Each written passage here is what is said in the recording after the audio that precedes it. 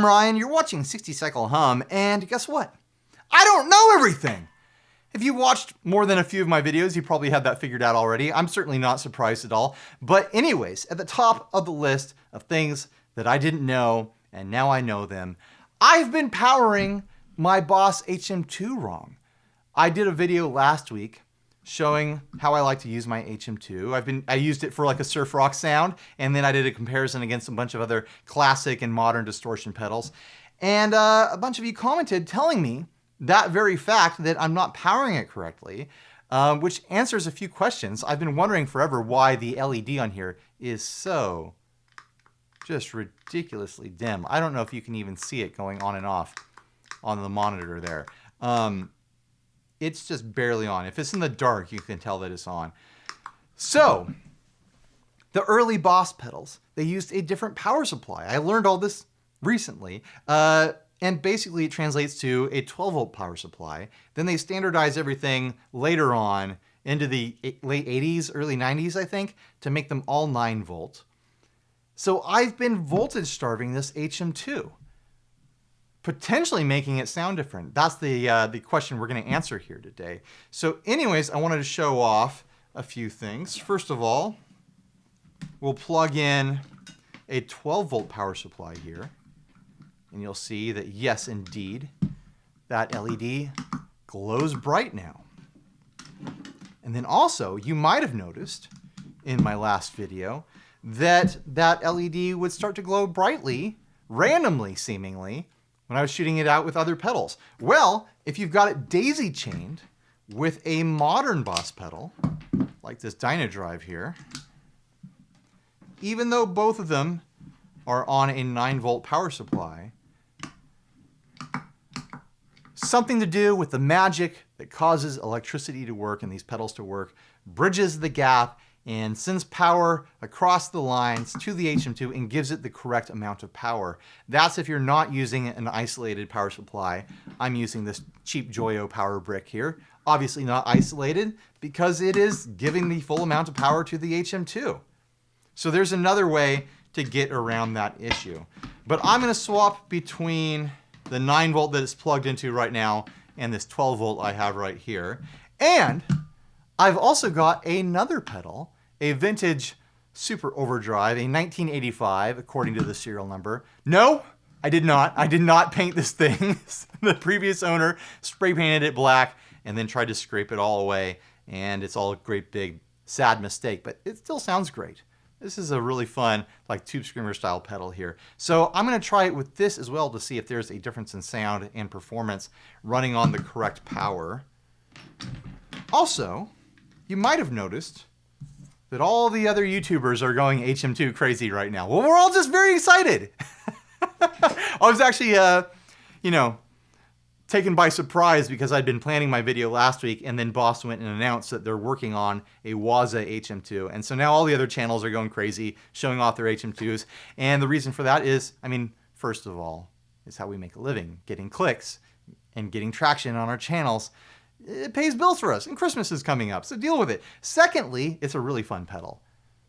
It's easy to love the HM2. So if there's a reason to tackle it and feature it in videos, yeah, every channel that cares about their HM2 is going to do it. So anyways, let's check out the sound of this thing.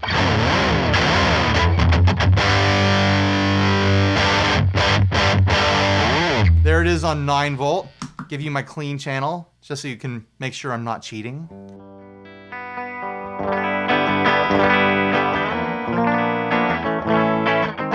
Not distorted at all. No hot amps there. All right, got to come up with a little riff here that I can repeat and repeat as I compare things.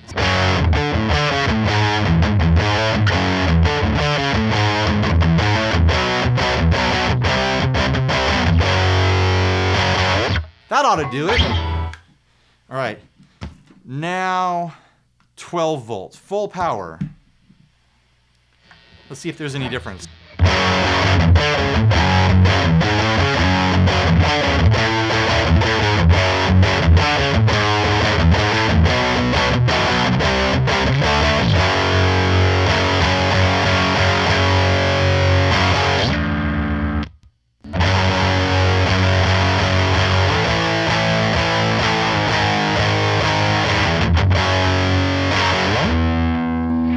interestingly, I don't think I'm hearing a difference in the amount of gain.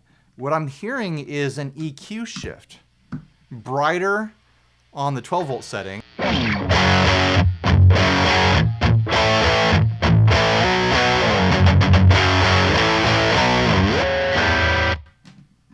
And darker, maybe more mid-focused on the 9 volt.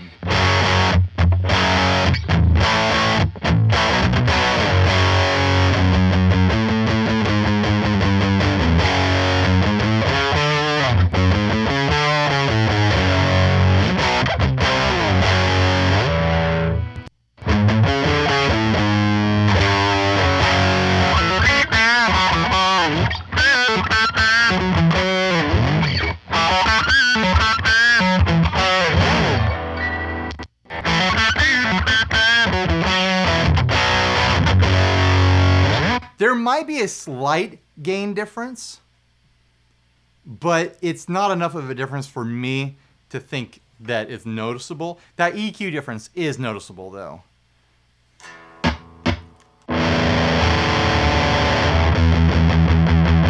We'll go full death metal setting on here. Not the volume, just 10 on everything else.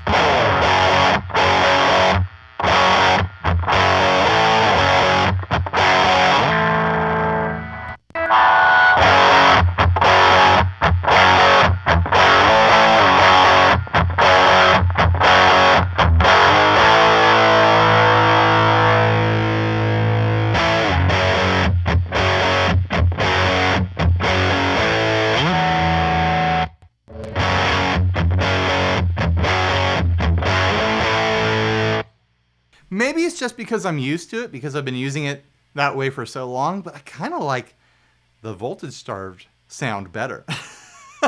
Yeah, you get more high-end, high frequency headroom on 12 volt, but I kind of like that push towards a mid-focus versus a mid-scoop sort of sound with it.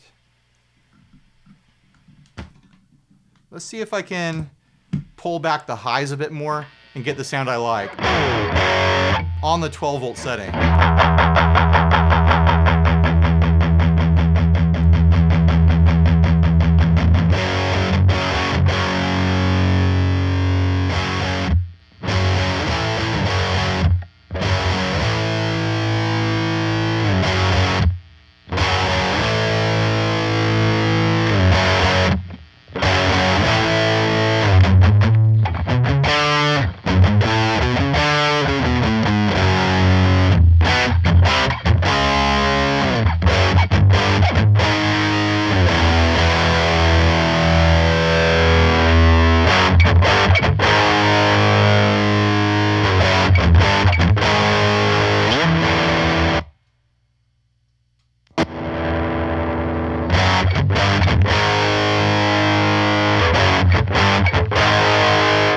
No, this is a totally different kind of EQ response, 9 volt to 12 volt.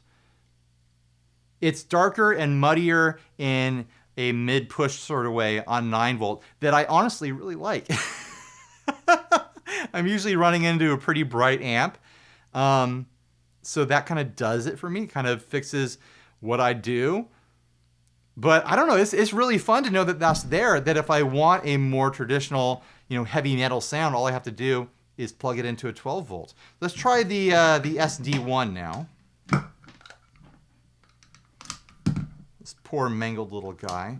I should do gut shots at the end of this too to show off those vintage circuit boards. So a brighter LED on 9 volt than we saw from the HM2, because you can actually see it.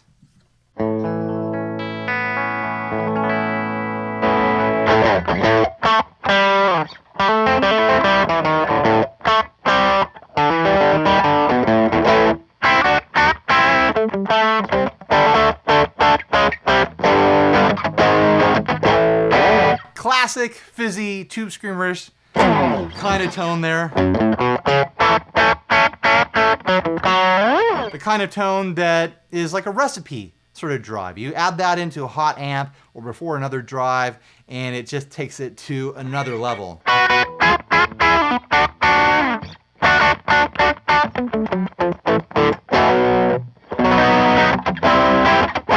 But kind of sounds just too mid-humped and fizzy and crappy by itself, in my opinion anyways. That's how I feel about Tube Screamers. But anyways,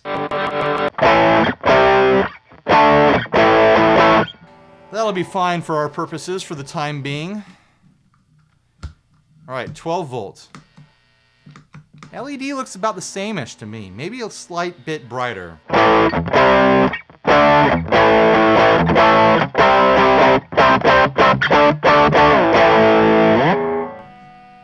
I'm not sure I hear any difference there. Maybe it was brighter. That seems a little dimmer.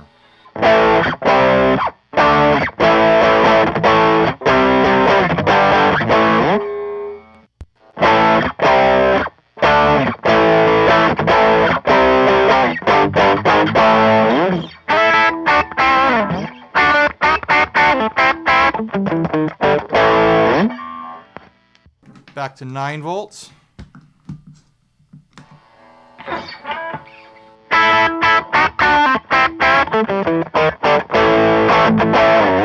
I think the same as the HM2. I think we're getting more high frequency headroom there, maybe more headroom in general, but I'm not hearing a difference in the drive. Let's try diming the drive.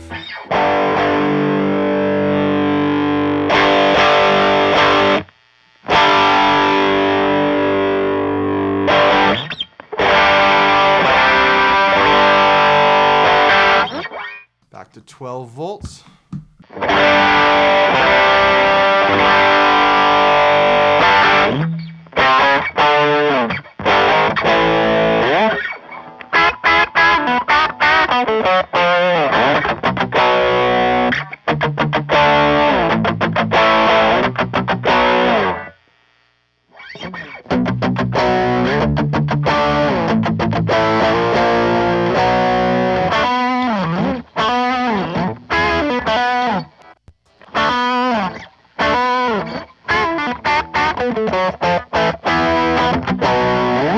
That's interesting though. Across two older Boss pedals, voltage starving them causes an EQ change versus a drive change.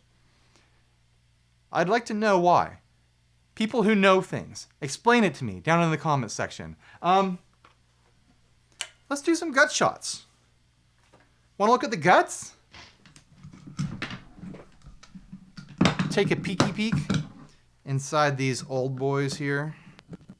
There is the HM2.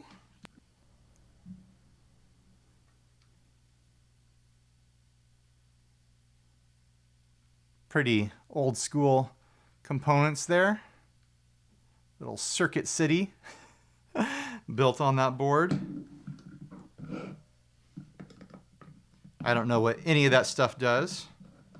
That's not important. It's just fun to look. A clear plastic on this. I wonder what happened going from this orange plastic to the clear plastic. Interesting. Similar sort of situation. Old school, big chunky components there. Brown board instead of a green board. But it looks like it's made out of the same era of stuff. Otherwise. This, by the way, is the only Boss pedal I've ever had to repair in my entire life. When I bought it used, the foot switch didn't work on it anymore. $2 later, maybe $2.50 later, I had a new switch come to me in the mail from eBay. 2 wires to resolder on there, and it was good as new. The old switch went bad on a 35-year-old pedal, and $2.50 into a readily available component. The simplest solder you can imagine, and it was working again. Other than that, I've never had any other Boss pedal break on me ever. It gets thrown around a lot, but Boss has earned the built like a tank kind of a cliche that people throw around. Now, people have also pointed out to me, and I think it's one of these guys up here, or it might be these guys down here. Check your local circuit diagram provider. But if I bridge 2 points on here, it will automatically fix the power issue, and I won't have to, change power supplies and things like that. Because I actually like that starved sound, that more mid-focus sound, I'm not going to do that. But if you've got one of these and you're looking to address that issue, it might be something worth looking into. So those of you who are excited for the Waza HM2, what do you want them to do with that? What kind of features do you want on the Waza HM2? There's actually a Facebook group started by Boss asking that very question. They want suggestions, so you could go hunt that down. Maybe I'll put a link down below and tell the people at Boss exactly what you want in a modified HM2.